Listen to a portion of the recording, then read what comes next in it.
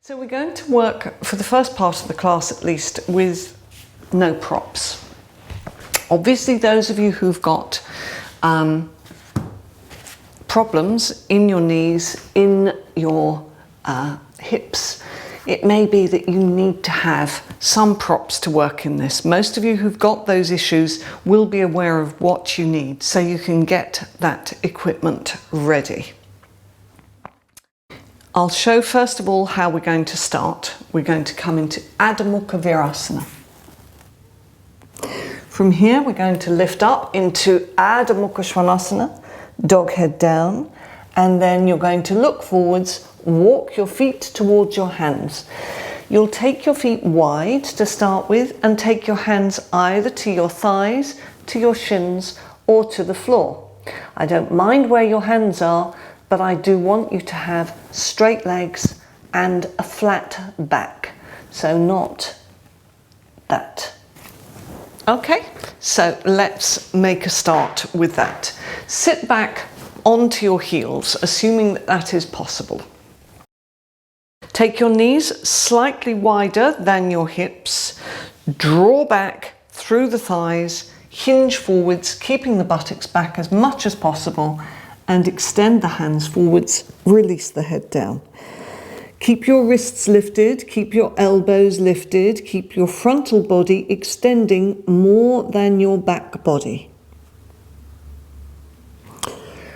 Now plant your palms down, look forwards at your hands, make sure that your fingers are really nicely spread, that you're pressing down with all the knuckles, come onto your hands and knees.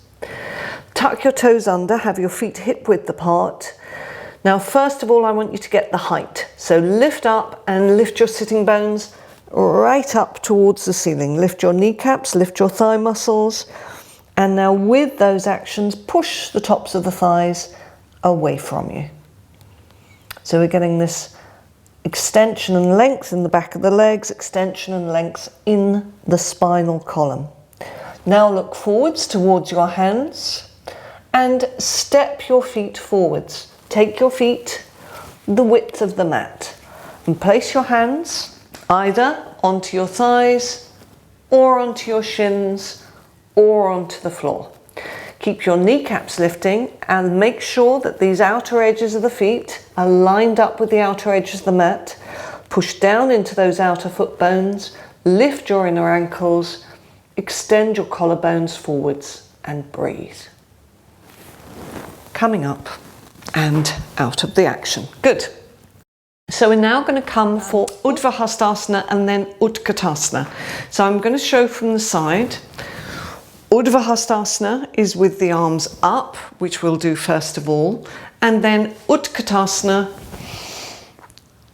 is with the legs bent. Okay, so Urdhva Hastasana to start with. Standing in your Tadasana, inner edges of the feet together, toes spreading. Now the action that you got in your Uttanasana, the forward fold, where we were pressing down into the outer foot bones, is equally important here. You have to push down into the outer foot bones and lift those inner ankles, lift the arches of the feet. Even if your feet are a bit flat, get that action by pushing down into the outer foot bones. Lift your kneecaps, your thighs, lift your frontal hip bones. Inhale, swing the arms up and exhale and release. We're going to do again. Make sure that you don't pop your ribs forwards when you do this. So stretch the arms down, inhale, lift the arms up and release. Keep breathing. All right, so here we're going to come into Utkatasana, so we're going to stretch the arms up, then bend the knees. So roll your shoulders back and down, stretch down with your fingertips, lift up with your chest.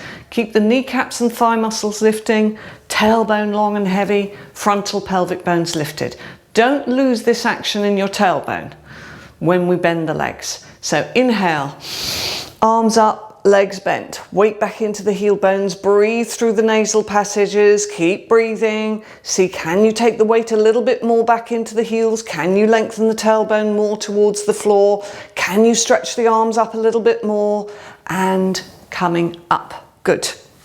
So if you felt like your inner ankles were crushing together, then you've got to push down more into the outer foot bones. If you found that a little bit uncomfortable on your knees, try working with a foam pad between your thighs. This encourages the correct action in the feet, in the legs, the inner legs, and you may find that that will solve the problem, and then when you go without the pad, you can work without any discomfort in your knees. So we're going to do once more the Urdhva Hastasana action. Tailbone long, shoulders back and down. So we're going to do the legs bent and the arms up at the same time. So inhale, weight back, chest lifted, arms extended, shoulder blades down and really extend into the fingertips. Weight right back into the heels, tailbone long, keep breathing and come up. Good, well done.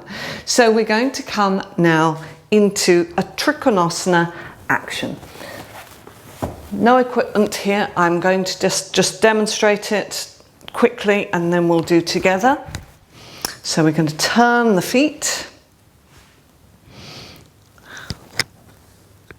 and come into triangle pose, Trikonasana.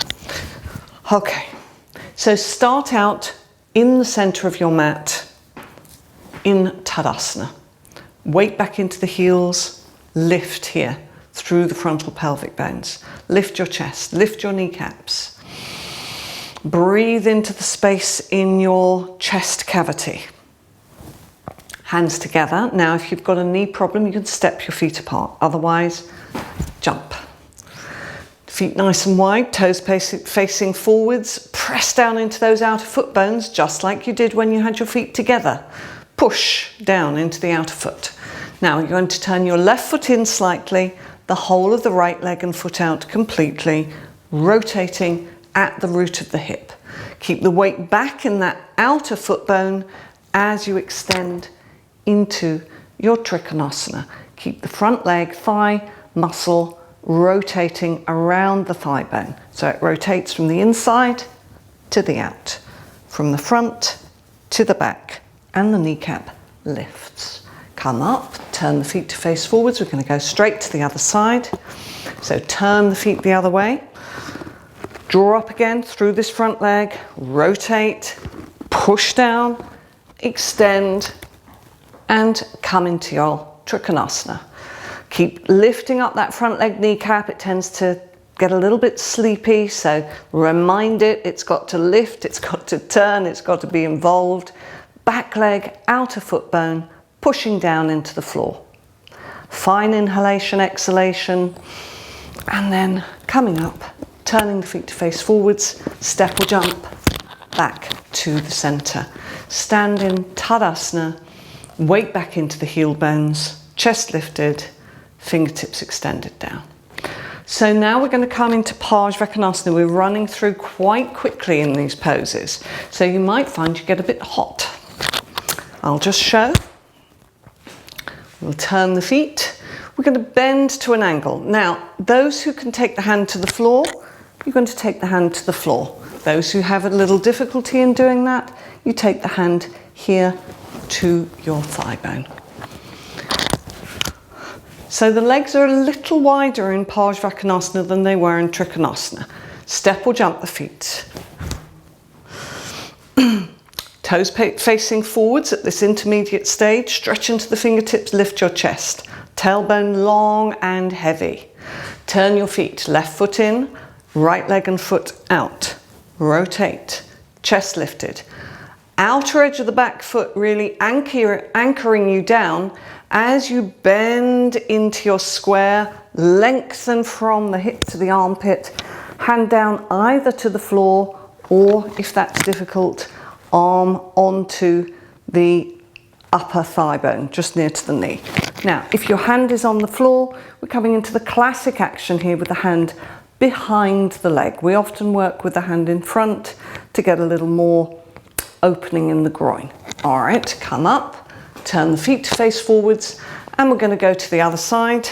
Turn the feet, lift the chest, bend the leg, extend, lengthen, and arm across. Obviously, if there's shoulder problems, you can keep the hand up like that.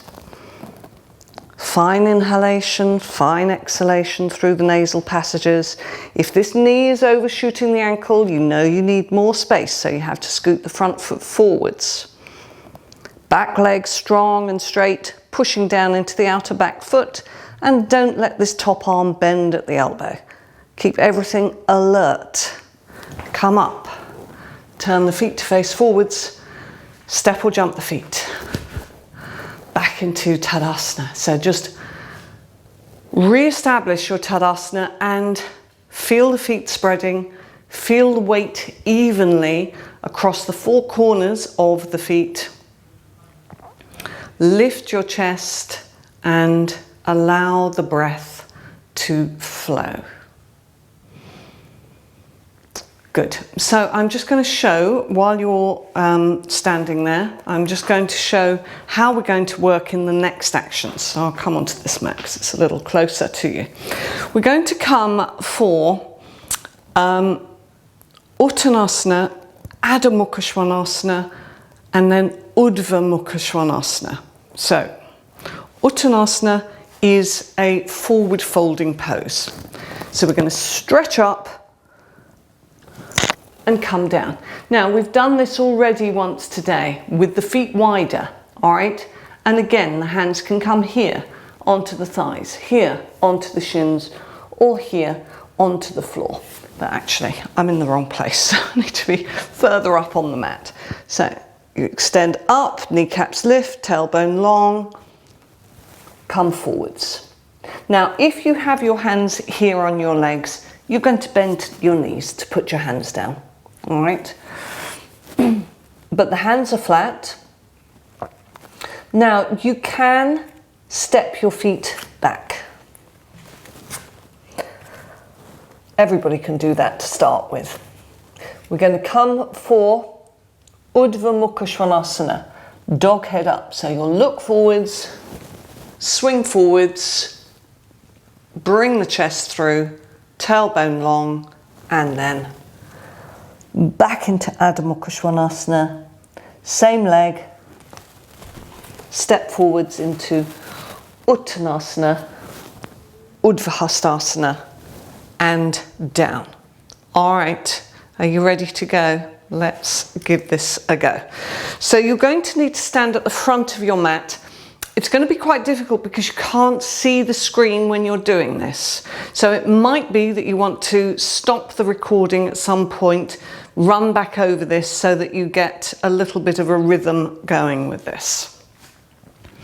And you might want to turn your mat around so that you can see the screen a little better.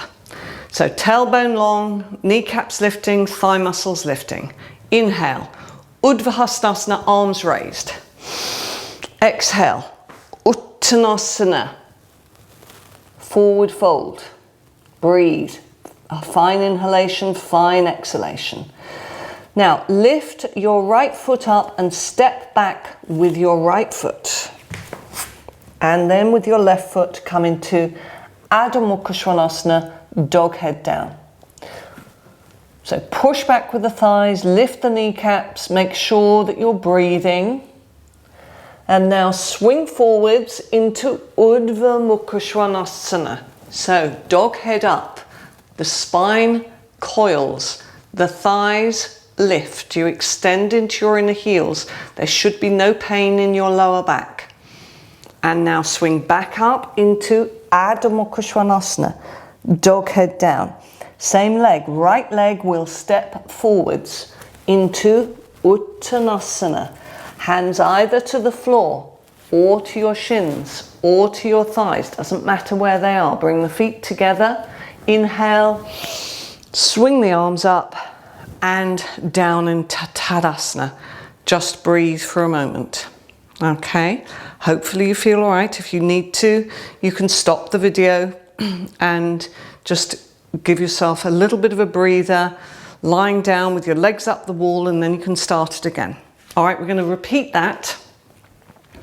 So, standing in Tadasana, swing the arms up, Urdhva Hastasana, fold forwards, Uttanasana, Step back with the left leg now for Adho Mukha Swanasana, dog head down. Kneecaps lifting, thigh muscles lifting, head and neck releasing. Look forwards towards your hand. We're coming towards Urdhva Mukha now, dog head up. Swing forwards to dog head up. Breathe. Draw the outer tips of the shoulders back, active in the thighs. And now swing up into Adho Mukha Swanasana, dog head down. Step forwards with your left foot. It doesn't matter that the knees bend, that's fine. Feet together. Look forwards, draw your shoulder blades back down your back, lift your kneecaps, lift your thigh muscles. Doesn't matter where your hands are. Hands on the thighs if necessary.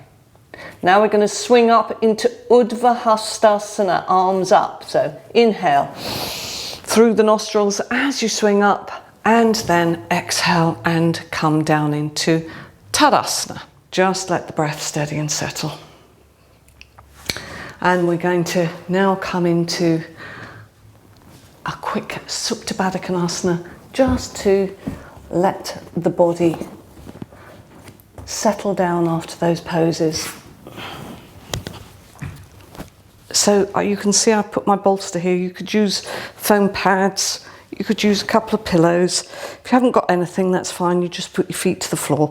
It's just that it provides a little bit of support if you have something like this. You might need to put cushions here underneath your thighs, or you might need to bring your legs like this over the top of your bolster. Okay, so come into this reclining position, supine position. Those of you who find that the head tips back in this, then please do put a cushion or a foam pad under the head. Turn the palms to face the ceiling.